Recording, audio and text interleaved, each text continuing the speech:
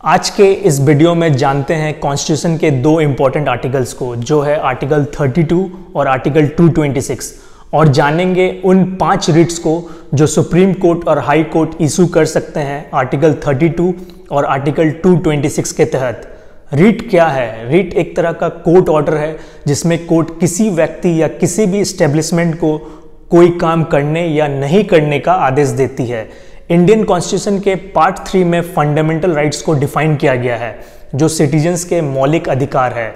Constitution में fundamental rights का होना इस बात को इंश्योर नहीं करता है कि आप वो राइट्स को बिना किसी रोक टोक के या बिना किसी डिस्टर्बेंस के एंजॉय कर सकेंगे, और इस बात को कॉन्स्टिट्यूशन मेकर्स जानते थे। इसीलिए उन्होंने फंडामेंटल राइट्स को प्रोटेक्ट करने के लिए और ये सुनिश्चित करने के लिए कि सिटीजन फंडामेंटल राइट्स को बिना किसी प्रॉब्लम का एंजॉय कर सके, कॉन्स्टिट्यूशन में आर्टिकल 32 और आर्टिकल 226 को डाला गया है।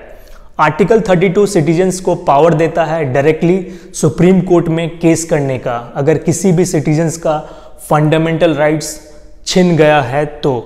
और इस आर्टिकल के तहत सुप्रीम कोर्ट 5 तरह के रिट्स इशू कर सकते हैं। उन 5 रिट्स को भी हम समझेंगे थोड़ी देर में।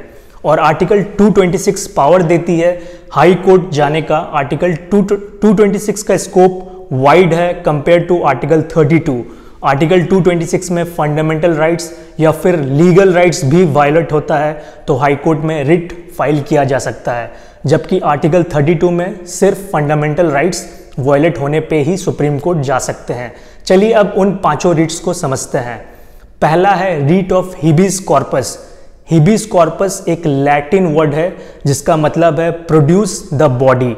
अगर पुलिस या कोई भी डिटेनिंग अथॉरिटी किसी भी पर्सन को इलीगली डिटेन करते हैं तो हाई कोर्ट या सुप्रीम कोर्ट में writ of habeas corpus file किया जाता है। इस रीट के द्वारा कोर्ट पुलिस को या डिटेनिंग अथॉरिटी को इलीगली डिटेन किए हुए पर्सन को कोर्ट में पेश करने का आदेश देती है और डिटेन करने का वजह पूछती है।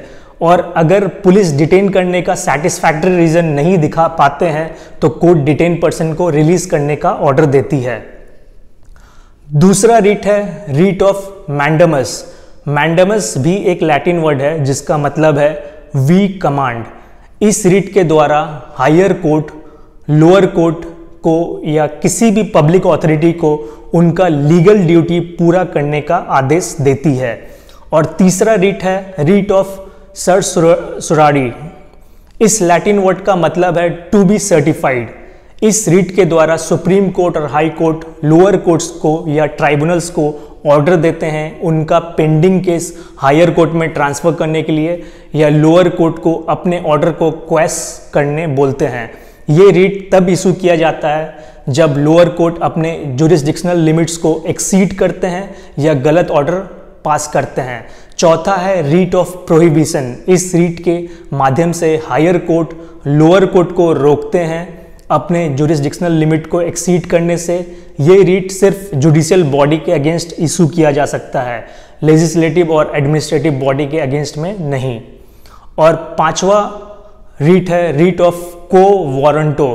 को वारंटो का मतलब है बाय व्हाट ऑथोरिटी।